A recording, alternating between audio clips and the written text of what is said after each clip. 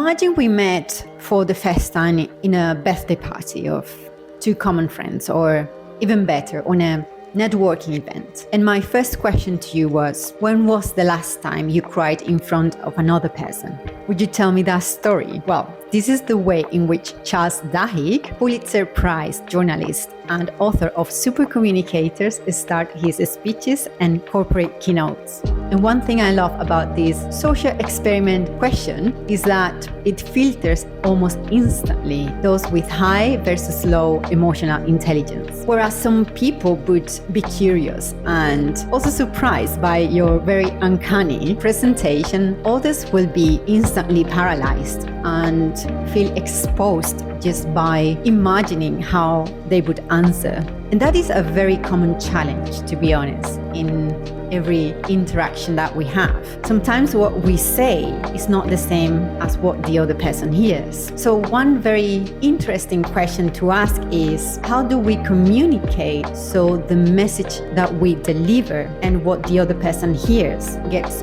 almost unaltered? Hello, I'm Eva Amory, and this is Humans Academy, the place where we use the therapeutic power of the narrative arts. Welcome to episode 7. Today, we're going to be exploring human relationships and communication. As a multilingual, cross-cultural, and neurodivergent person who grew up in chaos, I've had tough challenges in my life when it comes to making friends and understanding people. I've suffered bullying and discrimination in all areas of my life. And from a very, very early age, I developed an acute skill to pick up the slightest changes in people's mood, facial expressions, and even tones. The classic quote, "I can read the room before I'm even in," represents pretty much my everyday childhood experiences. That led me to become obsessed with human behavior and communication, but especially with conflict. I've spent the last decade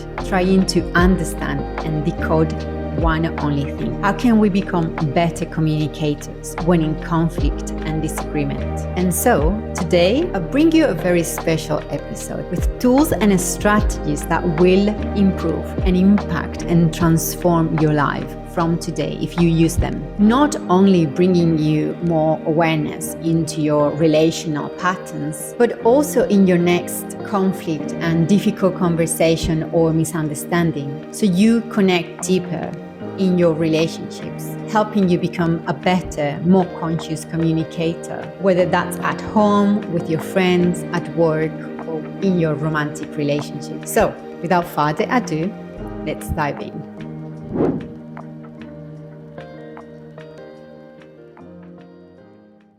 In a previous episode, I explored the concept of conflict from the standpoint of storytelling. So if you're interested in storytelling and conflict, I will recommend you go and watch this one, because I bring a very original perspective I don't think you have ever listened to before, which is that, well, you know what? I won't make any spoilers. You go and watch that one after this one, but stay tuned for this one, because today I bring you a very different episode. As I said, many of us have had challenging experiences with communication and understanding others growing up, especially if you come from a multicultural or cross-cultural family where your house is a melting pot of a set of values, priorities, religions, norms, etc.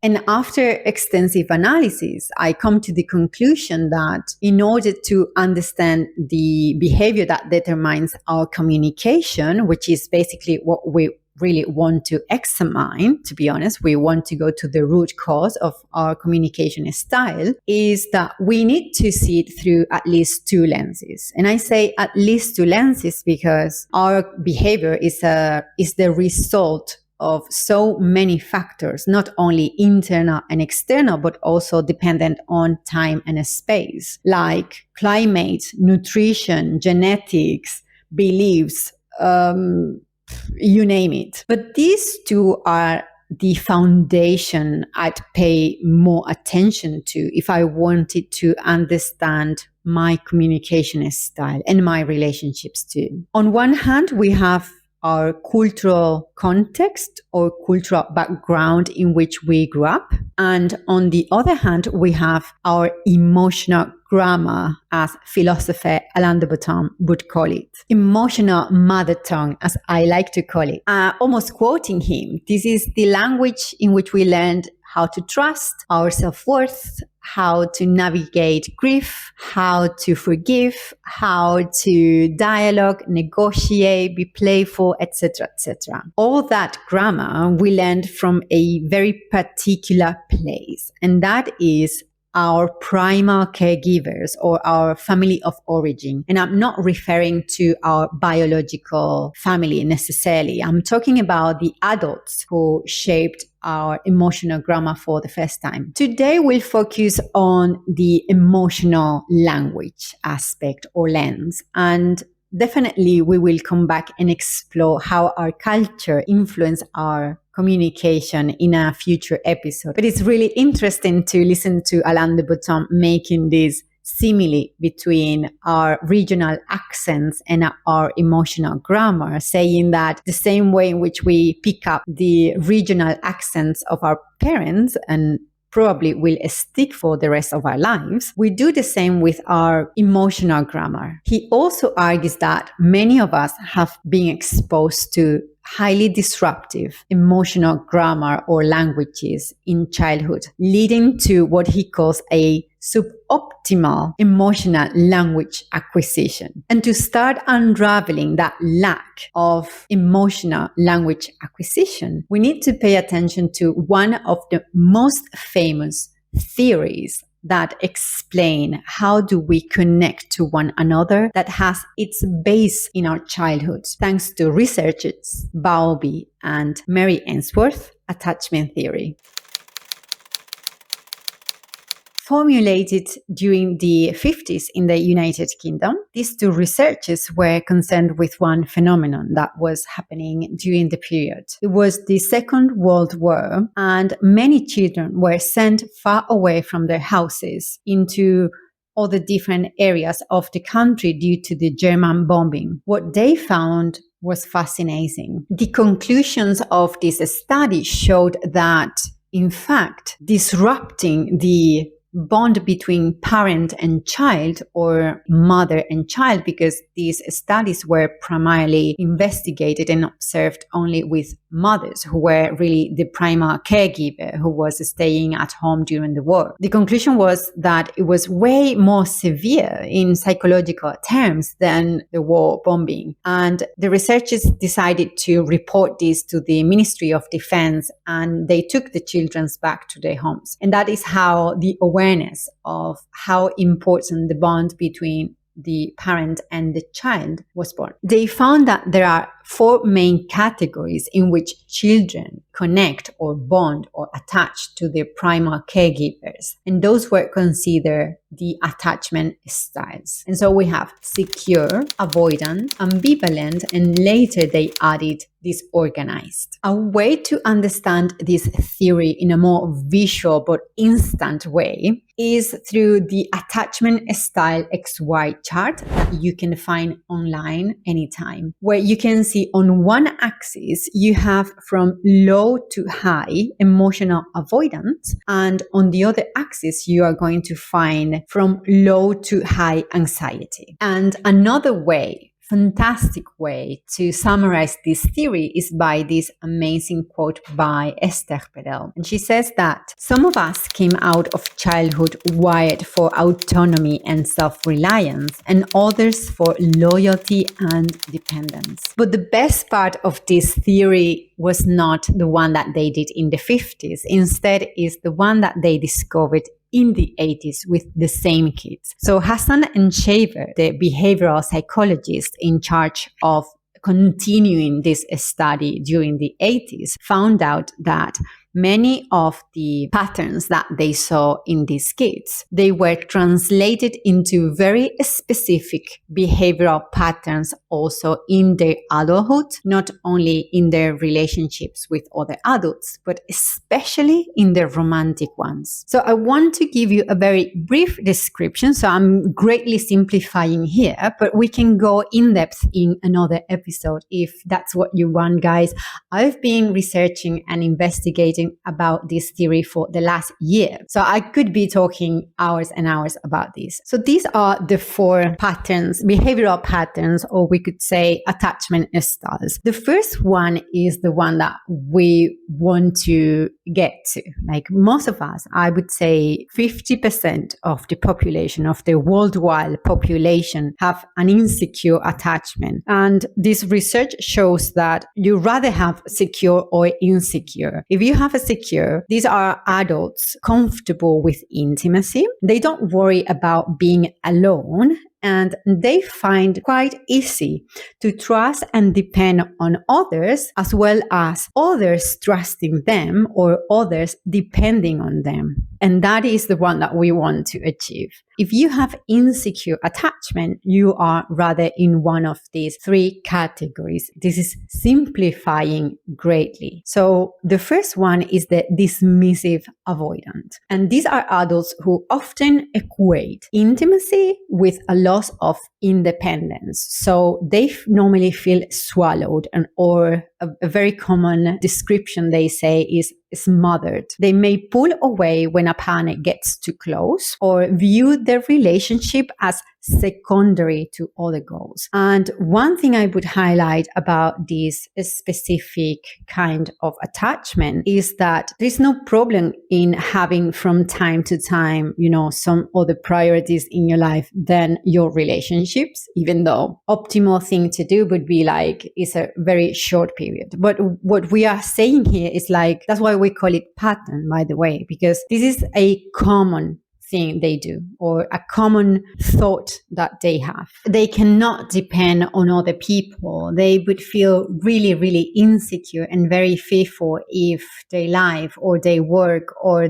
anything would depend on others. Okay, next one, we have anxious preoccupied. This would be on the other extreme. So this would be low avoidance, but very high anxiety. So these adults often seek high levels of intimacy and may become overly dependent or clingy, as they say. And you're going to find this word as one of the most descriptive of this type of attachment. Then they frequently worried that their partner does not love them back, or that they will eventually at some point leave the relationship. And this has a very core bond, and this abandonment. And that's why they need to be all the time reassured and convinced. And they really need constant reaffirmation that I love you. I'm not going to leave. I'm by your side. I'm part of your team. That are things that normally this type of attachment needs to hear on a daily basis. So now let's go for the next one, the fearful avoidant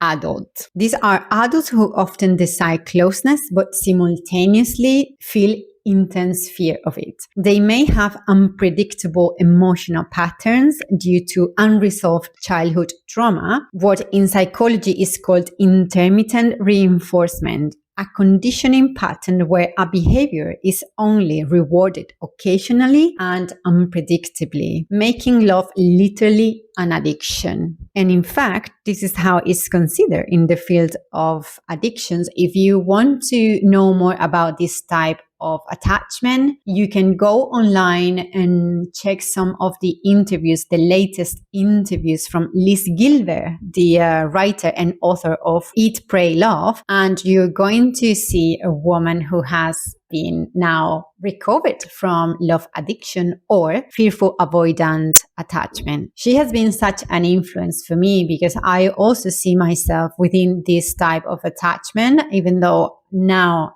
it has nothing to do compared with when I was back in my addictions. But I can tell you as well that even people who have been trained not to fall into old bad behaviors and patterns or addictive patterns, it's very difficult. And sometimes you love people, you fall in love with people, and suddenly you can see that they might be inside of this attachment. And that is the moment, at least for people who come from a background like mine, we cannot stay in those kind of relationships, even though we want to try. But I don't think it's healthy in the first place. And at the same time, these people, if they don't know that they have really an addictive patterns in their type of attachment, it's going to be really difficult to live with them. So if you are in a relationship like that, I hope that you can find the professional care and the professional support that you need. And if not, if the other person doesn't want to get better in the healthy way or the unhealthy patterns that they have, then I would suggest you leave the relationship. But that's something that ultimately you need to go through for yourself, and it's a decision that you need to make by yourself. From understanding our relational patterns to communication. Okay, so this is going to be more practical, let's say. The other one was more for awareness. This one is more to apply on a daily basis. So one of the concepts that has surprised me the most when it comes to communication and how do we relate to one another in conflict and difficult conversations is this one called The 3 Things We Fight For, from Markman, Esther Perel's teacher. And I found about this concept back in 2021, where she was giving an interview, and she was saying that according to her teacher's clinical experience, most of us, we fight for 3 things. And they have nothing to do with the dishes, with who left the office untidy, or who is going to pick up the kids at school. And instead, it has to do with 3 main topics that we tend to fight for. And those are power and control, care and closeness, and respect and recognition. So she wants us to pay attention to what the other person is saying during that difficult conversation or the complaint, really, and try to find which one of these categories is the other person reclaiming us to pay attention to. For example, in power and control, what we see is that the complaint behind what the other person is saying is who makes the decisions here, whose priorities matter more, who has to relinquish to the other, or generally finishes giving in more. In care and closeness, for example, this is also related to the level of trust and intimacy that you can find within that relationship. The complaint is, can I count on you if I need you? Do you think about me when we make a decision? Am I part of your picture? Do you have my back, especially in those difficult moments? The last one says respect and control is, do you value me? Do you value my opinion and my experience here, which basically tends to go more into empathy and understanding the other person's perspective? Do you recognize me? Do you see me and honor me? One eye-opening, and I would say also very common dynamic where you get to see this type of conflicts more often, especially in romantic relationships, is the classic and famous anxious avoidant toxic loop, where one person is more afraid of abandonment and losing the other, and one person is more afraid of losing themselves and fear of suffocation and engulfment. And normally what happens is that the person who is more afraid of losing themselves is the one who would hold ground when they are in the middle of an argument. Like, they want to be right, and the risk they have is to be right all the time, and then they end up being left, because no one wants to be in a relationship where the other person is always right. Conversely, the person who is more scared of abandonment is more likely to go, okay, whatever, it's fine, doesn't matter, in any argument. They don't say what they want or need or feel or think, because they would go, I prefer to leave you with whatever you need so I don't lose you. She says that the best way in which we can overcome these conflicts is by asking new questions. Listening to people repeat the same arguments with the same words and even the same tone is the best clue to realize that they are stuck in that conflict, that they are not moving forward. So she proposes a collection of new questions, and I'm going to give it to you because I think this might help you in any relationship in which you are feeling right now you are stuck, whether that's at work, with your family, even with your romantic partner. And I hope that some of them might help you. What would you say is a vulnerability your partner, friend, or colleague struggles with? What role have you played in the way your partner, friend, or colleague deals with that vulnerability? Have you been helpful, critical, telling the other person what to do, pointing fingers? What has been your approach so far? What would you say is something that makes it hard to leave work or share with you? How do you think that affects your partner, friend, or colleague? For example, and this is an example she gives, if someone has the sense or constant fear that you can leave the relationship or even your job because you're constantly complaining about the work, about the people around, etc., how do you think that can impact them? Do you normally take responsibility when you hurt their feelings? How do you normally react when someone tells you how your behavior impacts them? Is it inviting? Is it aggressive? Avoidant? Ghosting? Would you say you came out of childhood in need of safety and protection, or someone who needs more space and freedom? This is a good one. And last but not least, what is the primary complaint your partner, friend, or colleague has about you? Do you see some truth in it? Let's move on to the third tool, the 3 kinds of conversations.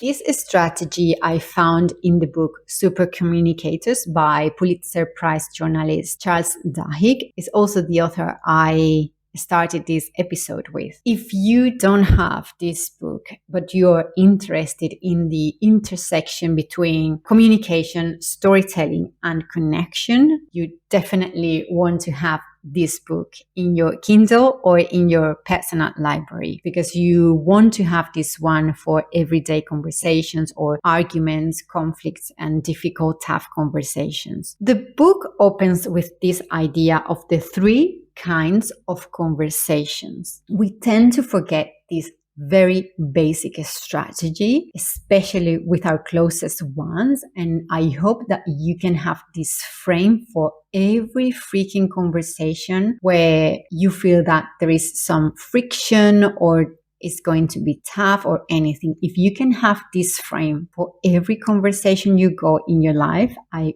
guarantee you 100% that your life and your communication is going to improve at least 20%. So the first conclusion that he takes from his discoveries for the book is that to communicate with others, we must connect first. According to his discoveries, research shows that every time that we have a conversation, we synchronize neurologically with the other person. And this research also shows that some people are very, very bad at synchronizing neurologically, even with their closest ones, even with friends, and others, those that he calls super communicators, they connect almost effortlessly and efficiently with anyone. So what he says is that most of us are in between these 2 types, those who cannot connect neurologically or synchronize, and those who are super communicators. But there is always room to improve. And the way in which we improve in our communication is firstly by understanding what kind of conversation we are having. So what I'm going to ask you is to think about one conversation that you had lately. Maybe there was some friction in it, or you needed to say something that was not easy, difficult conversation, an argument or something, and try to classify which category of these three kinds of conversations is your situation in, and also try to understand why it ended up how it ended up. So if it ended up being a good conversation, if this applies to what I'm about to tell you, and if not. Most conversations can be classified in these three categories: practical conversations, emotional conversations, and social conversations. And we're going to analyze one by one. So practical conversations. I want you to think about practical conversation as a decision-making mindset. This type of conversation is more making plans, searching for opportunities, brainstorming, managing things. So for example, this is a very appropriate type of conversation when you want to know what are you going to do for next summer holidays. So imagine you are trying to organize with your partner.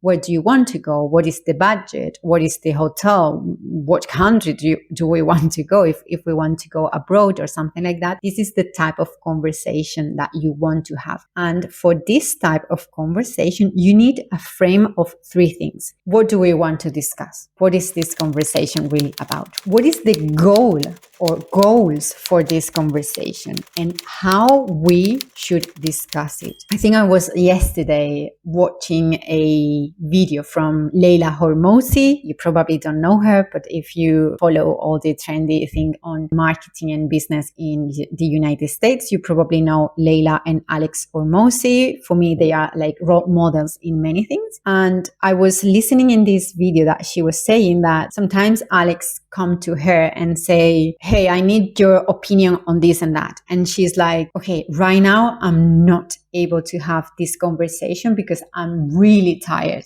And whatever I'm going to say, probably I can change my mind tomorrow morning. So I need to be focused with attention and not at the end of the day to make that decision or giving you this opinion. Is it okay if we have this conversation in the morning? And he was like, super cool. Okay, fine. So now we have emotional conversations. And this, my friend, is one of the most difficult ones. So this responds to the question, how do we feel? How are we feeling in this moment? What normally happens with this type of conversations is that we call our friend and we just want them to listen to us. You know, like we just want to puke the devil, as I say, and just to say how bad or something that has happened to us at work or at the mechanic or with our romantic partner. And that's it. We don't want them to fix anything. We don't want them to do anything, let alone that they give us advice in that moment. Like we can become dragons if they start saying what things can we do to solve that situation. One frame I would tell you to consider whenever you are in those very, very challenging conversations is try to remember the frame that we saw just before, which is the three things we fight for. And try to understand and ask yourself this question. What's the desire behind the complaint? Like, what do they want from me right now? If they are telling me how hurt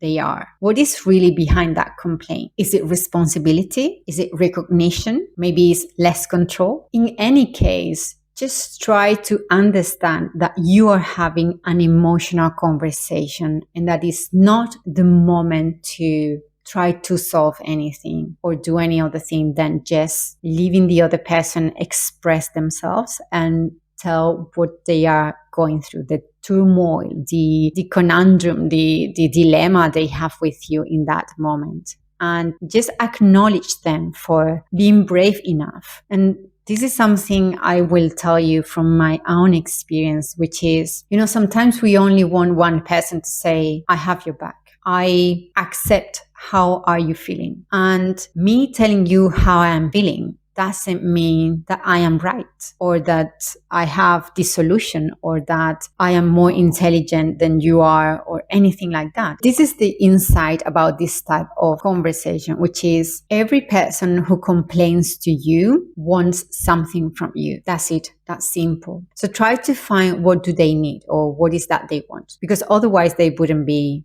wasting their energy and time in that. And I know some people love drama, but there is a very simple way to see if that person is a high conflict profile, which in fact, that kind of profile is also studied in another book I can also analyze for you. If that is the case, you can realize because they are never the problem, they are not part of the pattern in that conflict, and they are perfect. And if you see that type of pattern in a relationship or in a conversation, just leave from there as soon as possible, because if they cannot see that they are also part of the problem, chances are they won't. And just try to leave that relationship as soon as possible. And if you can't, because we all have the classic coworker, colleague, toxic person, then try to go and find the people who can help you deal with that. And the last type of conversation is the social one. This type of conversation responds to the question who we are and what do we have in common, basically. So what we tend to do with this type of conversation, just to talk about topics that can reveal as soon as possible what do we have in common and what is our social identity. Some of the examples that he gives are like gossiping about the office politics or figuring out people that we have in common, or maybe when we try to explain our religion or our cultural background, cultural capital, and see how those aspects have influenced the person that we are today. One thing that is really fascinating is that there is a study published in the journal Human Nature during the 90s that says that this type of conversation forms a crushing 70% of them. So what I get out of this information is that contrary to what we are listening to today on every media, the reason that we are having more of this type of conversations, or at least that's how I choose to see it, that is the narrative I choose to believe, which is we are wired as human beings to look for things that we have in common more than we are wired